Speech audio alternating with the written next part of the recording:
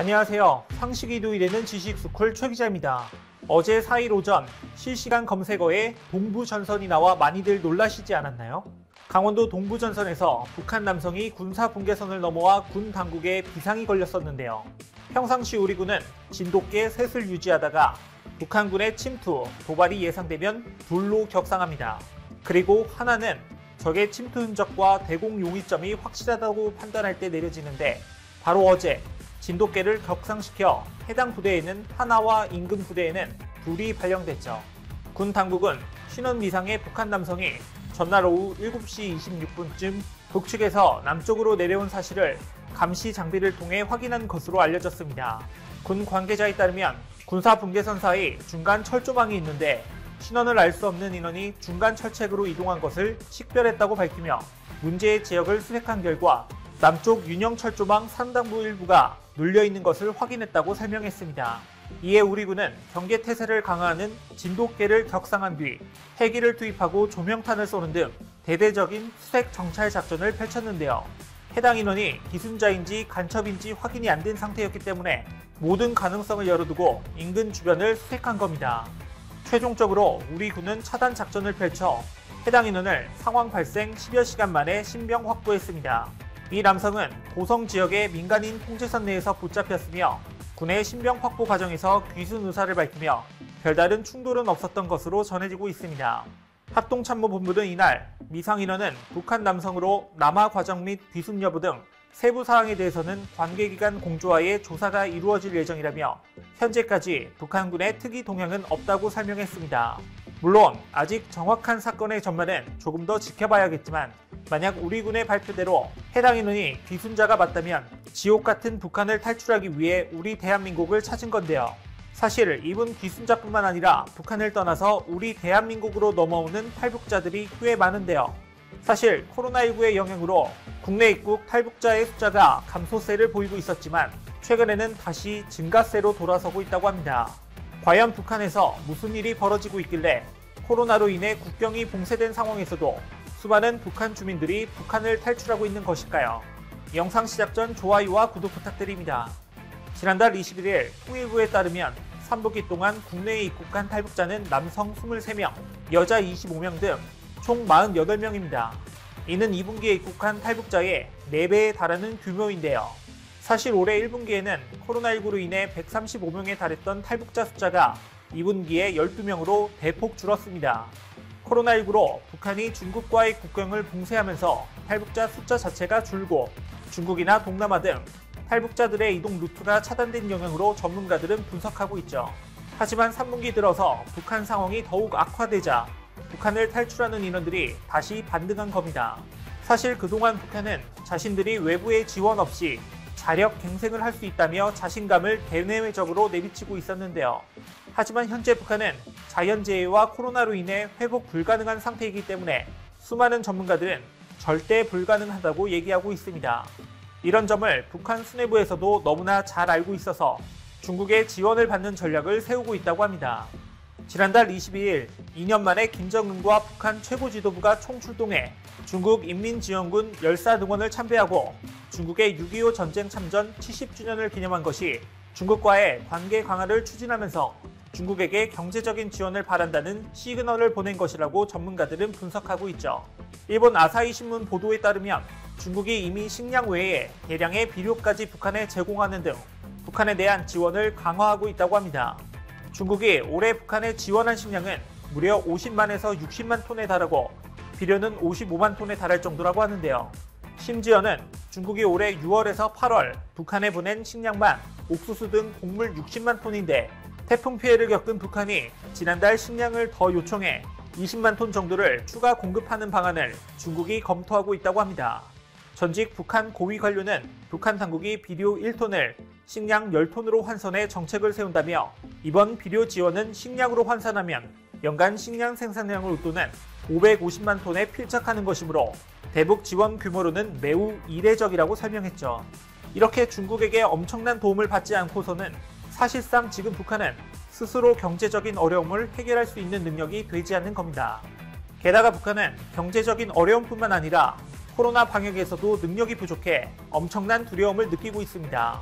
이번 국회 정보위원회 국정감사에서 국정원은 북한이 코로나19에 대한 엄청난 공포를 가지고 있고 그로 인해 상상 이상의 강경 대응을 하고 있다고 설명했는데요. 실제로 노동당 회의 문건에는 코로나가 유입되면 북한 주민이 30만 명이 죽을지 50만 명이 죽을지 모른다며 북한 스스로 대응 수단이 없다고 적혀 있을 정도라고 합니다. 그래서 지금 북한은 중국과의 국경 봉쇄 이후 지뢰까지 매설했고 방역 관리를 못한 간부에 대해서는 사형 선고까지 가능하도록 비상방역법까지 만들었다고 국정원은 밝혔습니다. 이렇게 북한의 능력이 떨어진다는 것을 알고 있는 국제사회에서는 인도적인 차원에서 진단키트와 손소독제 등 방역에 필요한 물품들을 전달했는데 북한이 마치 K방역이 울고 갈 NK방역을 했다며 자신들의 힘으로 방역을 잘했다고 전 세계에 홍보하고 있습니다. 코로나19 검사를 받은 사람이 1만 명을 넘겼지만 확진 사례는 한 명도 보고되지 않았다는 거죠. WHO 보고서에 따르면 북한의 코로나 확진자는 코로나 감염률이 전 세계적으로 가장 낮은 것으로 평가받는 한국보다 적습니다. 그러나 대북 소식통들은 북한이 최근 코로나 문제로 경제난이 확산하고 있고 이에 따른 북한 민심 동향도 심상치 않기 때문에 김정은 정권에서는 북한 주민들을 상대로 거짓 선전을 하고 있다고 전문가들은 얘기하고 있죠. 이런 이유로 북한이 대외적으론 코로나 제로를 주장하고 있지만 신뢰도가 크게 떨어진다는 겁니다. 사실상 코로나19로 인해 북한은 점점 돌이킬 수 없는 강을 건너고 있는데 김정은 위원장과 북한의 권력층들은 자신들의 정권을 유지하기 위해 여전히 전 세계의 민폐가 되는 행동들을 하고 있습니다. 미국의 고강도 대북 제재로 북한의 외화벌이가 막히자 북한은 무기 밀매를 하고 있는데요. 최근 북한의 박격포와 악명 높은 국제 테러 단체인 알카에다를 추종하는 소말리아 무장단체 알샤바브와 테러 활동에 사용된 것으로 파악돼 국제사회의 분노가 들끓고 있습니다. 지난 31일 유엔 안전보장이사회 산하 소말리아 제재위원회 전문가 패널은 보고서를 통해 알샤바브 테러 현장에서 북한제 박격포가 불발탄 상태로 발견됐다고 밝혔습니다. 이 박격포는 60mm HE-63형 박격포로 지난 2월 17일 알샤바브 소행으로 지목된 소말리아 수도 모가시두화된 아디 공항 테러 현장에서 나왔습니다.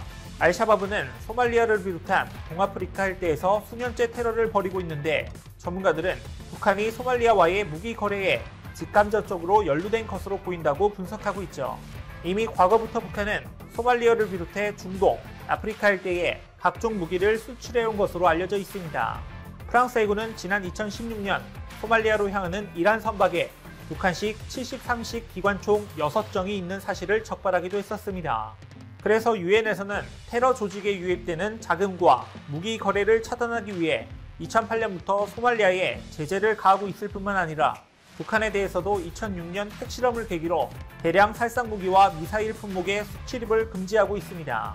하지만 여전히 북한은 이란과 핵무기, 미사일 등의 군사 협력뿐 아니라 달러와 금 밀거래를 통한 자금 세탁도 합작으로 벌이며 국제법을 완전히 무시하고 있습니다. 그런데 진짜 문제는 이렇게 불법으로 북한으로 흘러 들어가는 자금들이 북한 김씨 일가만 배불리고 있다는 점입니다. 지금 김정은 위원장은 매년 평균 6에서 7kg씩 몸무게가 늘어 지금은 140kg으로 고도 비만인데 여전히 북한 주민들은 배급도 제대로 못 받으며 힘든 삶을 이어가고 있다고 합니다. 심지어 더 큰 문제는 북한에 흘러 들어가는 자금들이 우리 대한민국을 겨냥하는 군사력으로 바뀌고 있다는 점입니다. 이번 국정감사에서 국정원은 북한이 최근 열병식에서 공개한 탄도미사일이 최대 규모이며 현재 SLBM에 탑재가 가능한 잠수함 2척까지 건조 중인 것으로 확인됐다고 밝혔습니다. 게다가 사상 처음으로 전자전, 화학전 부대도 외부에 공개해 자신들의 군사력을 과시했죠. 하지만 아무리 북한이 자신들의 군사력을 과시한다고 해도 절대 두려움에 떨 대한민국이 아닙니다. 올 3월 미국 글로벌 파이어 타워가 내놓은 2020년 군사력 순위에 따르면 한국은 139개 국가 중 6위, 북한은 25위입니다. 여기서 그치지 않고 한국은 지속적으로 국방력을 증가시키고 있어 빠른 시일 안에 전 세계 군사력 순위 5위까지 노리고 있죠. 게다가 우리는 한반도 평화는 튼튼한 자주국방 확립 없이는 불가능하다는 것을 너무나도 잘 알고 있습니다. 여러분도 남북 관계 개선 노력 못지않게 북한의 핵전력 증강에 맞서 우리 안보 태세를 재점검해 북한이 허튼 도발을 하지 못하도록 해야 한다고 생각하시지 않나요? 또한 북한이 전 세계에 더 이상 민폐짓을 하지 못하게끔 국제사회와 공조해 북한이 얼른 정신을 차릴 수 있도록 만들어야 한다고 생각하시지 않나요? 이와 관련된 여러분들의 다양한 의견 댓글로 남겨주시면 감사하겠습니다. 혹시 주식하시나요? 1998년부터 2002년까지 SBS에서 방영된 호기심 천국이라는 프로그램이 있습니다. 국내 최초의 지적 버라이어티를 표방했으며 제목 그대로 시청자들의 호기심이 담긴 질문을 골라 내용을 과학적 실험을 통해 해결하는 방식으로 되어 있습니다. 지금 기준으로 봐도 온갖 기상천외한 질문들이 많이 올라와 우산을 이용해 하늘을 나는 것이 가능한가요? 라는 질문에는 초대형 우산을 만들어 한강의 다리에서 띄워보기도 했으며 종이배로 한강을 건널 수 있나요? 라는 질문에는 실제로 종이로 배를 만들어 한강에 배를 띄웠습니다. 고무빨판으로 자동차 들어올리기, 물로켓으로 사람 날리기, 사람을 풍선으로 띄우기, 하늘을 나는 자동차 등 하나하나가 상당한 스케일을 자랑하는 프로그램이었습니다. 근데 여기 호기심 천국 뺨치는 실험을 진행하는 국가가 있어 전 세계적으로 이목을 집중시키고 있습니다. 이 국가에서 진행하는 실험들은 위험천만에 우려를 자아내고 있다는데요. 자세히 알아보겠습니다. 팩트TV 팩트체크. 일본 정부가 상식의 범주를 넘어선 실험을 강행하고 있습니다. 도쿄올림픽, 패럴림픽을 염두에 두고 야구 관람석을 80% 넘게 채워 코로나가 얼마나 전파될 것인지에 대한 답을 찾으려는 것인데요. 가나가와현과 일본 상장기업 DeNA는 지난달 30일부터 사흘 동안 요코하마 DeNA 베이스타즈와 한신 타이거즈의 야구 경기가 열린 요코하마 스타디움에서 코로나19에 관한 실험을 진행했습니다. 실험의 개요는 사회적 거리두기 상황에서 시행되는 것보다 많은 관람객을 입장시키고 코로나19 감염 확산에 대한 요소를 분석하는 것인데요. 실제로 실험 첫날에는 경기장 정원에 51%가 입장했고 둘째 날에는 76%, 마지막 날에는 86%인 27,850명을 입장시켰습니다.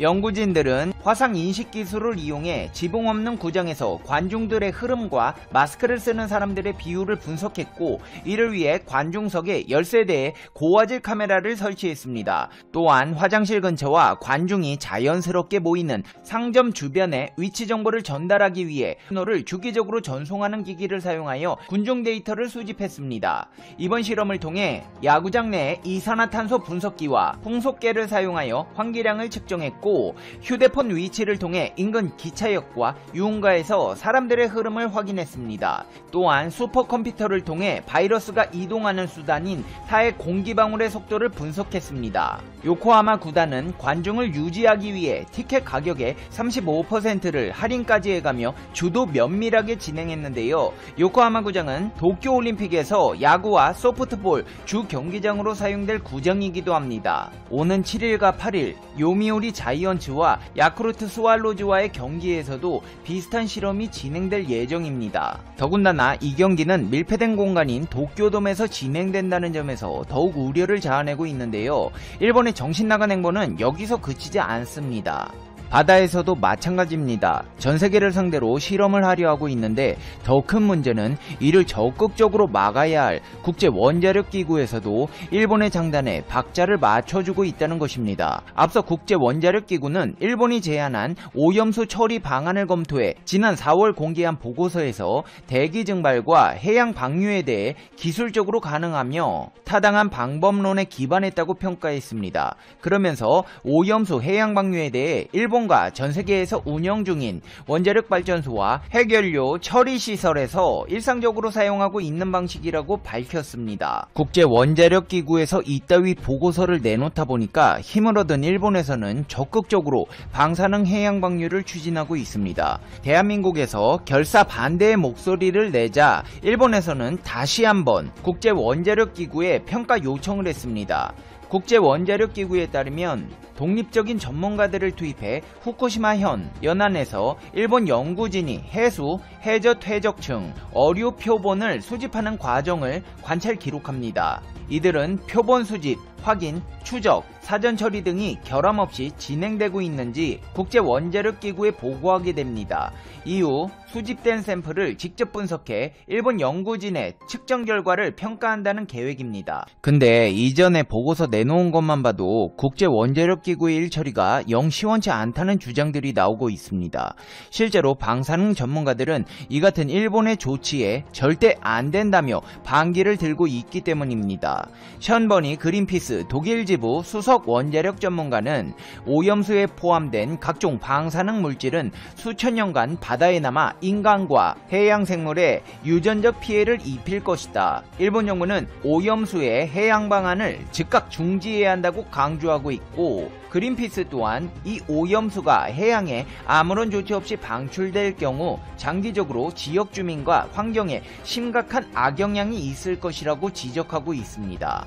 최근 일본의 정신나간 행보의 배후에는 아베 신조 일본 전 총리가 있습니다. 실제로 아베 총리는 신압으로 정치활동에 복귀하며 죽지 않았음을 증명하고 있는데요.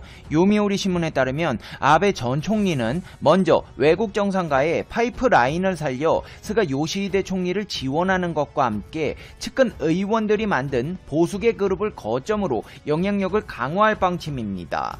아베 전 총리는 최근 정치적 기반인 야마구치현 나가토에 있는 선친 아베 신타로 전 외무상의 묘소를 참배한 뒤 평생 필생의 과업이라고 밝힌 개헌 추진 의사를 다시 강조했습니다. 그러면서 헌법 논의야말로 국회의원이 자신의 식견을 보여줄 기회이문이다. 개헌 논의의 기운을 한층 높이기 위해 나도 노력하겠으문이다. 나 아베 신조는 건강을 회복했으문이다. 앞으로 한 명의 국회의원으로서 스가 총리를 지원해 지역 진흥에 전력을 다하겠으문이다. 라고 했습니다. 아베 전 총리 계급장 떼더니 눈치 보일 게 없다는 듯 브레이크가 고장난 트럭 마냥 막 나가고 있습니다. 지난 9월 16일 퇴임 후 한 달 새 2번이나 군국주의의 상징이자 태평양 전쟁 A급 전범이 합사된 야스쿠니 신사를 참배했고, 지난달에는 본인이 회장으로 있는 우익 의원 그룹인 창생일본이 주최한 위로회에 출석했습니다. 이어 한국과 중국에 의한 국토 침식 저지와 회복을 내세우는 구구 성향의 자민당 우익 모임인 일본의 존엄과 국익을 지키는 회에 참석했습니다. 심지어 아베 전 총리는 이 단체에 특별 고문 요청을 받기까지 했는데요. 아베 전 총리는 내년쯤 호소다파에 복귀할 것으로 전망돼 자민당 최다 파벌을 근거로 세력 확대에 나설 것으로 보입니다. 여기에 더해 전쟁 가능한 보통 국가를 만들기 위한 발언도 서슴지 않았는데요. 아베 총리는 기자들에게 야당이 아베 정권에선 개헌 논의를 하지 않겠다고 했지만 지금은 스가 정권이 됐으니 그런 주장은 더 통하지 않는다. 개헌 논의 기운을 한층 높이기 위해 나도 노력할 것이라고 발언했습니다. 최근 일본의 방사능 방류와 야구장 실험이 거침없이 진행되고 있는 것은 스가 요시히데를 바지 총리로 내세워 배후에서 조종하고 있는 진짜 실세가 아베이기 때문이라는 주장들이 나오고 있는데요. 실제로 최근 아베 신조 전 일본 총리는 도쿄올림픽 패럴림픽 조직위원회 명예 최고 고문을 맡았습니다. 모리 요시히로 대회 조직위원장은 기자회견에서 아베 전 총리가 조직위 명예 최고 고문에 취임한다. 국제올림픽위원회에도 이 같은 내용을 보고했다고 발표했습니다. 요시로 위원장은 아베 전 총리는 대회를 유치하는 것부터 큰 역할을 했다. 총리 퇴임 후에도 대회 성공을 위해 지원해주길 바란다며 위촉 배경을 설명했습니다. 방사능 바다 방류, 코로나 확산 우려에도 올림픽 강행, 전쟁 가능한 보통 국가로의 개헌. 아베에서 스가로 이름만 바뀌었지 아베 신조 전 총리의 정책들을 고스란히 추진 중인 현 정권이 아베의 꼭두각시라는 생각이 들 수밖에 없는 상황입니다. 상황이 이렇다 보니 고공행진을 하던 스가 요시히데 내각의 지지율이 하락하고 있습니다. 스가 내각은 주요 언론사들이 발표한 여론조사에서 60%에서 70%대의 높은 지지율을 기록한 바 있지만 막상 뚜껑을 열어보니 아베 신조와 다를 바 없는 정책들을 답습하다 보니까 뒤늦게 깨달은 일본인들이 실망감을 나타내고 있습니다. 이제 페페TV의 결론입니다.